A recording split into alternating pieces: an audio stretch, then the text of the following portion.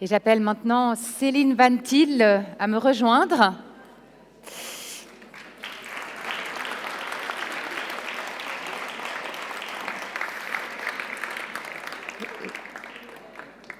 Je ne sais pas si vous connaissez l'expression en français qui dit quand on tombe de cheval, il faut remonter tout de suite pour réussir à poursuivre sa route. Et moi, Céline Van Til est la personne qui personnalise le plus, je dirais, autour de moi, de personnes que j'ai rencontrées, cet adage. Céline, vous étiez une jeune cavalière talentueuse dans l'équipe suisse junior, vous aviez 16 ans et vous êtes tombée de votre cheval, c'était en 2008. Cette chute a provoqué un traumatisme crânien, vous êtes restée 1 mois dans le coma et depuis vous vivez avec des troubles de l'équilibre, de la coordination et vous êtes à moitié aveugle. Malgré cela, 2 ans plus tard, vous remontez à cheval, enfin vous remontez avant, mais 2 ans plus tard, vous participez aux premiers championnats internationaux en 2010 de cheval, puis vous êtes aux Jeux paralympiques de Rio en 2016, ensuite vous changez de sport, vous faites de l'athlétisme, vous devez réapprendre à courir pour arriver à faire ça. Ensuite, pour des raisons de santé, vous n'abandonnez pas, mais vous vous lancez dans le cyclisme avec les résultats que l'on connaît, puisque ces résultats, c'est que Céline est une athlète suisse de haut niveau. Elle est médaillée d'argent aux Jeux paralympiques de Paris en cyclisme l'année dernière, et elle est aussi la championne du monde en titre de contre-la-montre.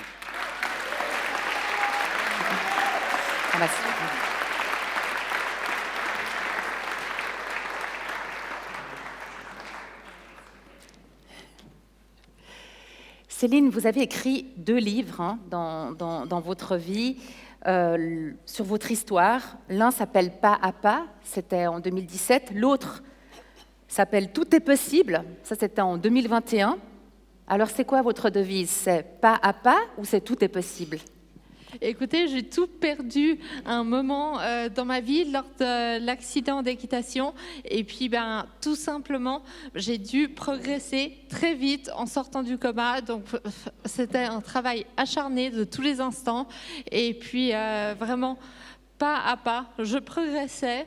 Et chaque pas en avant, je me devais de le considérer pleinement parce que ce n'est pas les médecins qui allaient me motiver et remarquer des progrès. Mais vraiment, ça allait être un moteur pour moi pour avancer, que les personnes autour de moi qui me soutenaient me faisaient remarquer, ils étaient enthousiastes, je faisais ce grand pas en avant, et puis un simple pas, pour moi, c'était par exemple pouvoir lever le coude un tout petit peu plus, et c'était tout simplement un tremplin pour aller encore beaucoup plus loin. Qu'est-ce qui vous a permis de trouver la force? À ce moment-là, vous étiez jeune, vous aviez 16 ans. Qu'est-ce qui a fait que vous êtes passé de ce moment où vous sortez du coma aux Jeux Olympiques? Les Jeux étaient un rêve d'enfant. Déjà en tant qu'ado, je rêvais des Jeux Olympiques, je rêvais d'être médaillée et je ne l'ai pas lâché. Je savais après l'accident que les Jeux paralympiques existaient et ça allait être mon nouvel objectif de vie. Et puis le sport, ça m'a permis tout simplement de me fixer des objectifs, de mesurer ma progression et tout simplement de vivre ma passion. Alors vous êtes une perfectionniste, Céline. C'est ce perfectionnisme aussi qui vous pousse non seulement à reprendre le sport, ce qui déjà en soi peut être un exploit vu ce que vous avez vécu, mais être la meilleure. Alors le perfectionnisme a ses bons côtés, ses moins bons côtés. Je l'étais peut-être un petit peu trop auparavant. Maintenant, je le suis. Vraiment, j'essaye en tout cas de l'être dans le bon dosage, ce qui est un équilibre fin, mais c'est clair que ça m'a aidé à avancer, ça m'a motivé toujours à donner le meilleur de moi-même, à avoir la volonté, à fournir un travail acharné de tous les instants et toujours essayer de me dépasser et puis surtout essayer d'inspirer autrui par le biais de ce que j'arrivais à faire, à aller de l'avant. Et cette exemplarité que j'arrivais à donner aux autres me tient tout simplement aussi beaucoup à cœur, vu les témoignages que j'ai obtenus en retour. Donc c'est le fait de sentir que votre progression encourageait d'autres personnes qui vivaient aussi un handicap, qui a été un moteur pour vous? Alors, c'est plus ma mission de vie, d'accompagner aussi ces personnes-là, de partager les leçons que la vie a pu m'apprendre, tout simplement partager ces clés-là, et je dirais surtout aux personnes qui sont aussi malades ou accidentées, mais finalement, peu importe tout le monde a le droit de savoir vivre, de vivre pleinement, et ce qui est important, parce que je sais... ce qu'est de l'autre côté, c'est vraiment de vivre pleinement chaque instant, sans remords ni regrets, comme si c'était la dernière seconde. Vous avez vécu une dépression post-traumatique après cette chute. Vous viviez un peu des montagnes russes émotionnelles. Quand vous y repensez, c'est quoi votre pire souvenir ? C'était la période la plus compliquée que j'ai vécue. D'accord, réapprendre à parler, réapprendre à marcher, il n'y a rien de très drôle à tout ça. Mais la dépression, c'est une phase dans laquelle on n'a plus aucun contrôle sur soi-même, et le monde externe a beau avoir la meilleure volonté possible et ils veulent nous aider, mais en fait, ils n'ont aucun contrôle là-dessus et ils n'ont aucun poids là-dessus. Et pour moi, le pire souvenir, c'était dans ma dépression, les 2 tentatives de suicide que j'ai faites et après lesquelles j'ai fini aux urgences. En psychiatrie pendant un certain temps, mais j'aimerais juste vous dire que oui, il est possible de s'en sortir, il est possible de rebondir, cherchez de l'aide autour de vous, faites-vous aider et pas à pas, vous pouvez en sortir.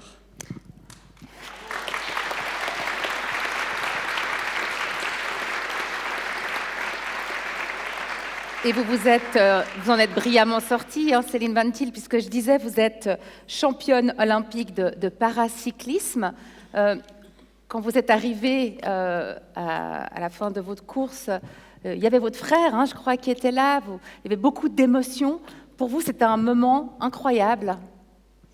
Alors, si je peux résumer mes jeux à cette rencontre, ce serait tout simplement merveilleux parce que je ne savais pas qu'il serait là.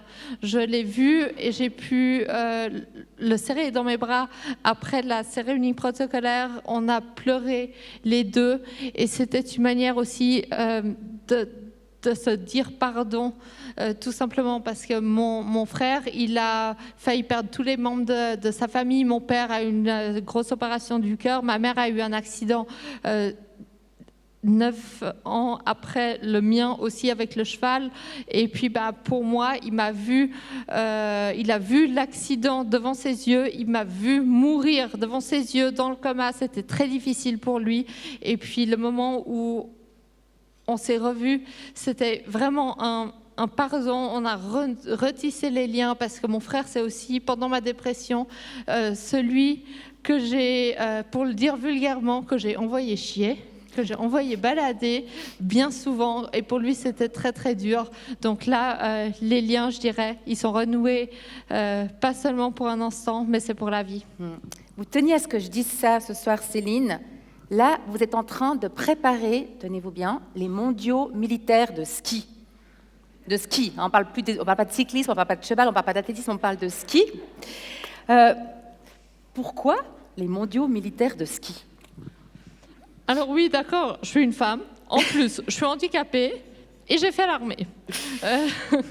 Donc ça peut vous paraître étrange, mais oui, c'est possible et c'est à moi aussi d'ouvrir des portes fermées, ce que je fais toujours actuellement. Donc il y aura une suite tant au niveau du parcours militaire qu'au niveau du sport. Et puis là, après les Jeux à Paris, les championnats du monde l'année dernière à Zurich, ma fédération m'a inscrite aux mondiaux militaires à ski, tout simplement parce qu'ils se sont dit, Céline a déjà fait 3 disciplines avant, elle est polyvalente, elle pourrait faire du ski, elle aime le défi, donc on va lui le proposer. Et puis, ils savent très bien quand ils doivent me prendre par les sentiments. Voilà, ça ne se refuse pas. Donc maintenant, je pars d'ailleurs en compétition demain en Autriche, en compétition FIS internationale. Donc c'est la 4e discipline que je pratique au niveau international. Donc pour ça, je suis quand même un petit peu fière. Voilà. Je suis sûre que vous avez plein de questions à poser à Céline, donc n'hésitez pas. Accélérer la route vers l'égalité de genre, on sait que c'est un peu le thème de la soirée. Être une femme avec un handicap, est-ce que ça veut dire, vous avez ressenti ça comme un double frein? Est-ce que par rapport à des hommes en situation de handicap, il y a une différence? Alors, clairement, déjà, on vit la différence en tant que femme. Avec un handicap, on a un handicap en plus, comme son nom l'indique. Donc, c'est vrai que c'est doublement difficile. Déjà, pour que les personnes croient en nous, il faut toujours pouvoir prouver que c'est possible de faire les choses, que c'est possible d'avoir des responsabilités. Oui, que l'on sait les assumer, qu'on sait mener des projets jusqu'au bout. Le talent, Céline, est-ce que ça suffit pour réussir dans la vie? Alors, je dirais que non. Non, tout simplement parce qu'avant mon accident, j'avais beaucoup de talent, beaucoup de facilité, mais je n'étais pas toujours d'accord de travailler.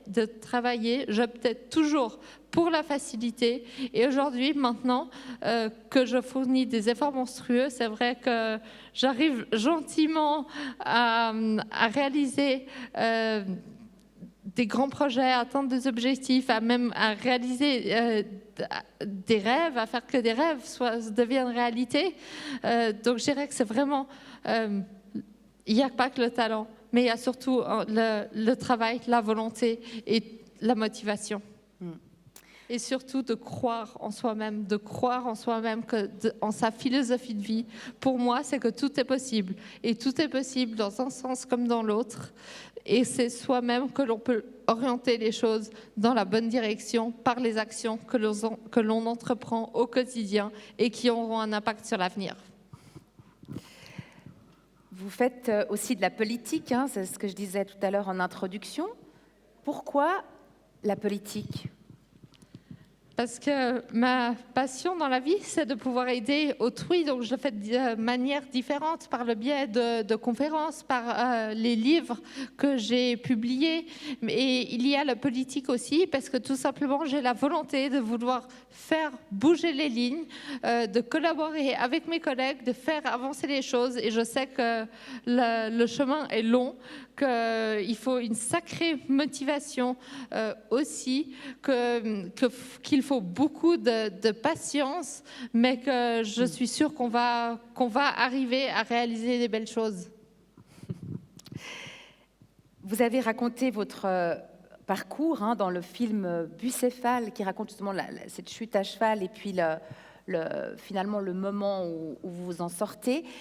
À quel moment vous avez senti vraiment la lumière au bout du tunnel? Quel a été le signe pour vous? C'est vrai que j'étais au fond du trou, donc je voyais vraiment un long tunnel noir et sombre. Mais au bout, en fait, j'ai très rapidement déjà vu une petite lumière. Et cette lumière, c'était elle, la vie.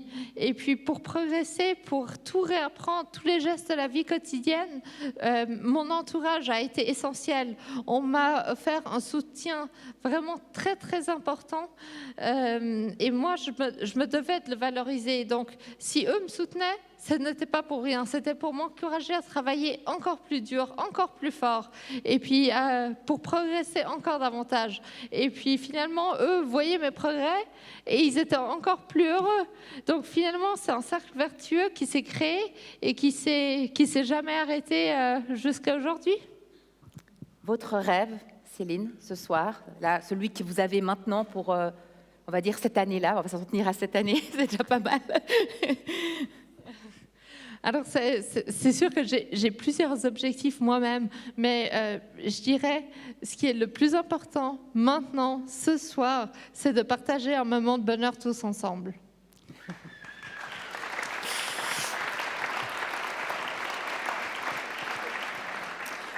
Au niveau du sport, quelle est votre discipline préférée sur les 3? Donc, j'imagine que la question touche hippisme. Il y en a 4, mais athlétisme, cyclisme, ski. Allez, on va mettre 4, même si on me demande 3. Alors, chaque discipline m'a apporté quelque chose de différent. Je n'ai pas une préférée ou une que j'aime le moins. Je dirais que, enfin, vraiment, j'ai la passion du sport. Et puis, dans chaque discipline, j'arrive à trouver un aspect avec lequel j'arrive à m'épanouir. Par exemple, en cyclisme, c'est la découverte de la vitesse, de pouvoir circuler sur la route. Comme je n'ai pas de permis de conduire, je suis à moitié aveugle, voilà. Mais à vélo, je me sens autonome, libre.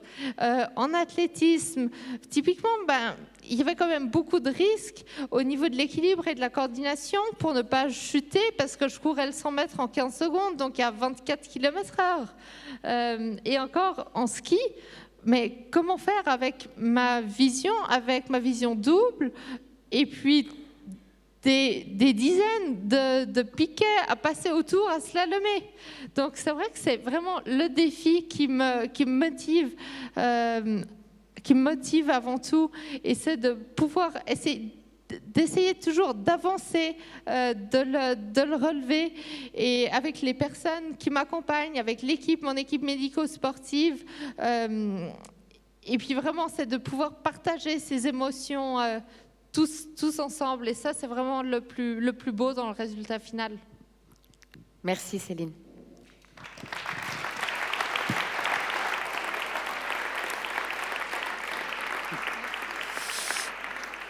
Je dois vous dire que